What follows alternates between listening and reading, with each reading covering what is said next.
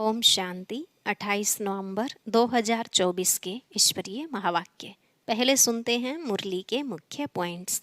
बाबा ने कहा, हे रूहानी बच्चों, अभी तुम ज्ञान की पढ़ाई पढ़ रहे हो। फिर सतयुग त्रेता में तुमको इस ज्ञान की प्रारब्ध मिलती है। यह सब बातें तुम्हारी बुद्धि में रहनी चाहिए। साथ साथ जो सुना है वह और भाइयों को सुनाते रहो। फिर बाबा ने कहा, जिनमें ज्ञान है वह तो औरों का कल्याण करने और आप समान बनाने के लिए भागते रहेंगे। तो अपने को देखना चाहिए, हमने कितनों को ज्ञान सुनाया है। यह नॉलेज लेने से तुम चक्रवर्ती राजा बनते हो। यह है ही स्वदर्शन चक्र। वह तो हिंसक चक्र दिखाते हैं, परंतु तुम्हारा है याद का अहिंसक चक्र। बाप और वर्षे को याद कर बच्चों को खुशी का पारा चढ़ा रहना चाहिए। अभी तुम माया पर जीत पाने के लिए पुरुषार्थ करते हो। यह माया बड़े बड़े महारथियों को भी जोर से फटकाएगी, इसलिए बच्चों को बहुत खबरदार रहना है। माया के साथ तुम्हारी बड़ी जबरदस्त युद्ध है। युद्ध करते करते जो फेल हो जाते हैं वह फिर चंद्रवंशी बनते हैं। लास्ट में बाबा ने कहा, इन आँखों से तुम जो कुछ देखते हो उनको भूल जाओ। तुम्हारा है सारी पुरानी दुनिया से वैराग्य।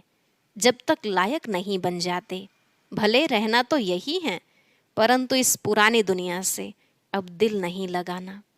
अब सुनते हैं महावाक्यों को विस्तार से। बाबा ने कहा, मीठे बच्चे, तुम्हें एक बाप से ही सुनना है और सुन करके दूसरों को सुनाना है। प्रश्न, बाप ने तुम बच्चों को कौन सी समझ दी है जो दूसरों को सुनानी है? उत्तर, बाबा ने तुम्हें समझ दी कि तुम आत्माएं सब भाई भाई हो। तुम्हें एक बाप की याद में रहना है। यही बात तुम सभी को सुनाओ, क्योंकि तुम्हें सारे विश्व के भाइयों का कल्याण करना है। तुम ही इस सेवा के निमित्त हो। ओम शांति। ओम शांति अक्सर करके क्यों कहा जाता है? यह है परिचय देना। आत्मा का परिचय आत्मा ही देती है। बातचीत आत्मा ही करती है शरीर द्वारा। आत्मा बिगर तो शरीर कुछ कर नहीं सकता। तो यह आत्मा अपना परिचय देती है। हम आत्मा हैं, परम पिता परमात्मा की संतान हैं। वह तो कह देते, अहम आत्मा सो परमात्मा। तुम बच्चों को यह सब बातें समझाई जाती हैं। बाप तो बच्चे बच्चे ही कहेंगे ना।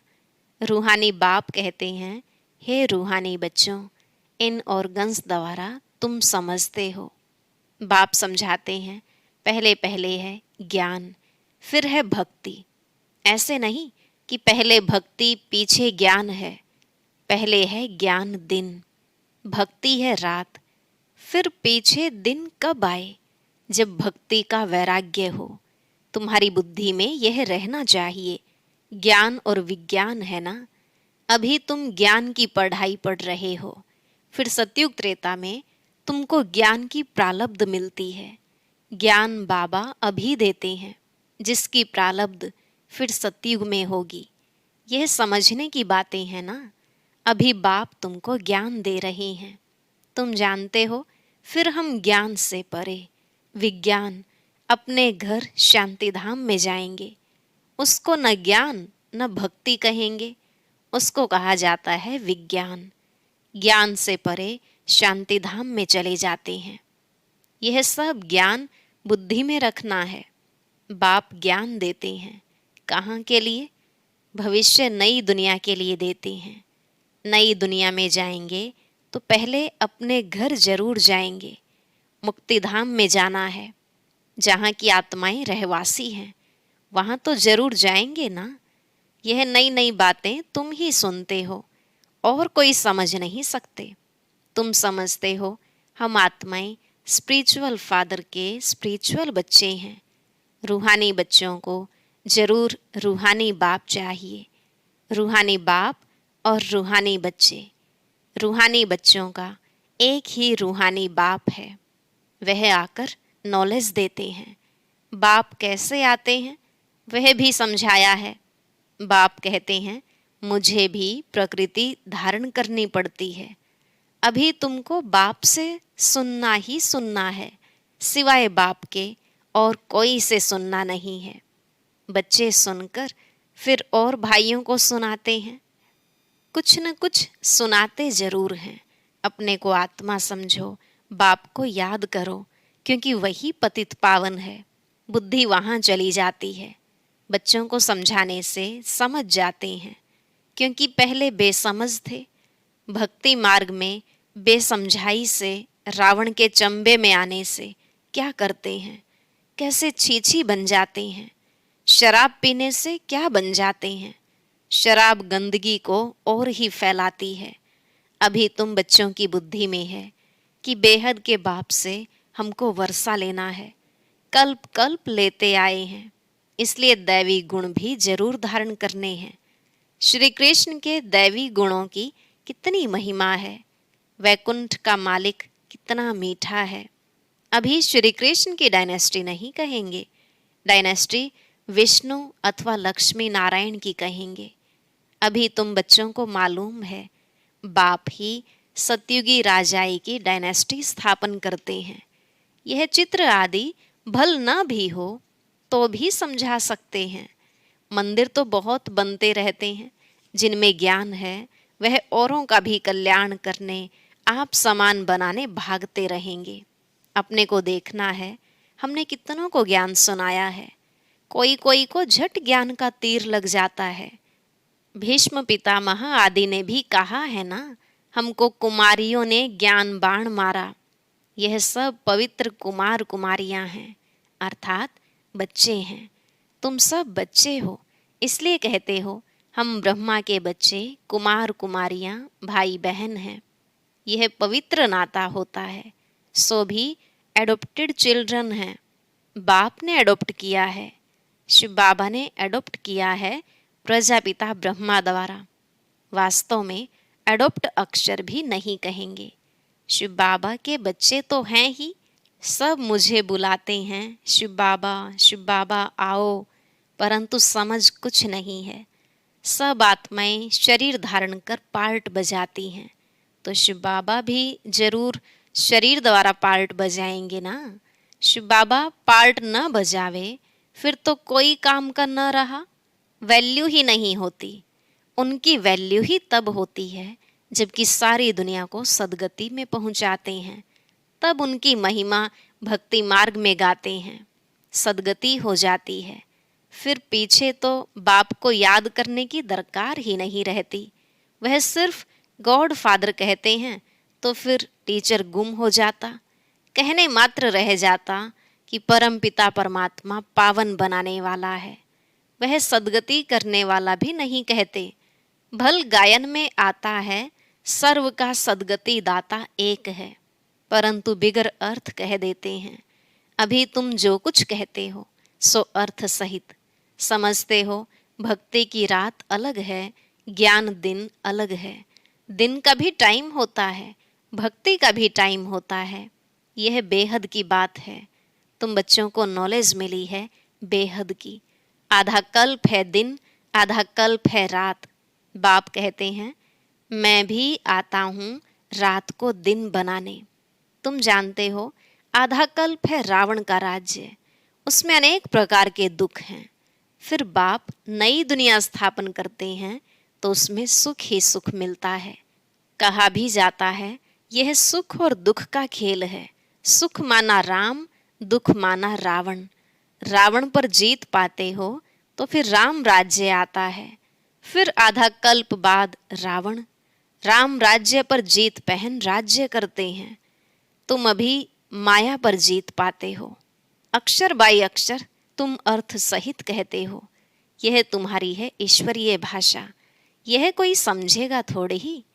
ईश्वर कैसे बात करते हैं तुम जानते हो।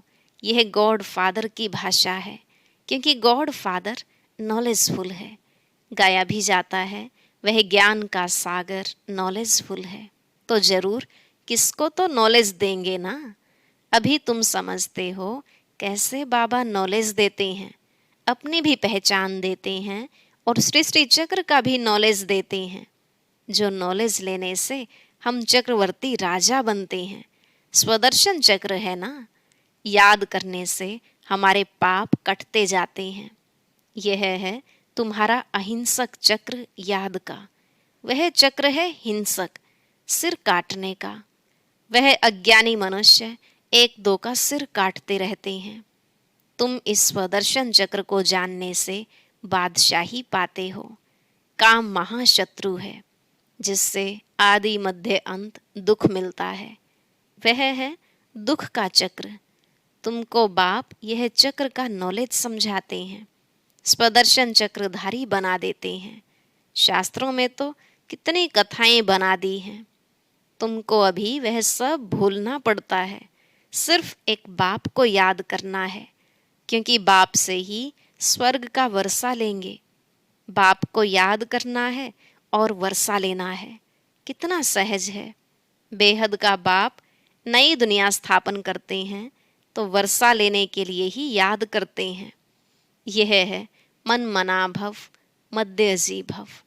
बाप और वर्षे को याद करते बच्चों को खुशी का पारा चढ़ा रहना चाहिए।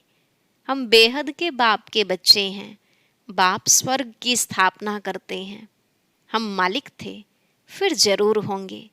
फिर तुम ही नर्कवासी हुए हो। सतो प्रधान थे, अब तमो प्रधान बने हो। भक्ति मार्ग में भी हम ही आए हैं। ऑल राउंड चक्र लगाया है। हम ही भारतवासी सूर्यवंशी थे, फिर चंद्रवंशी वैश्यवंशी बन नीचे गिरे हैं। हम भारतवासी देवी देवता थे, फिर हम ही गिरे हैं। तुमको अभी सारा मालूम पड़ता है।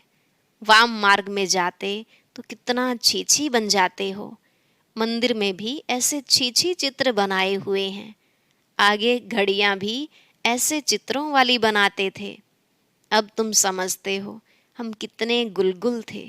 फिर हम ही पुनर्जन्म लेते लेते कितने छीछी बनते हैं। यह सतयुग के मालिक थे तो दैवी गुणों वाले मनुष्य थे। अभी आसुरी गुणों वाले बने हैं, और कोई फर्क नहीं है। पूंछ वाले और सूंड वाले मनुष्य होते नहीं हैं। देवताओं की सिर्फ यह निशानियां हैं, बाकी तो स्वर्ग प्रायलोप हो गया है।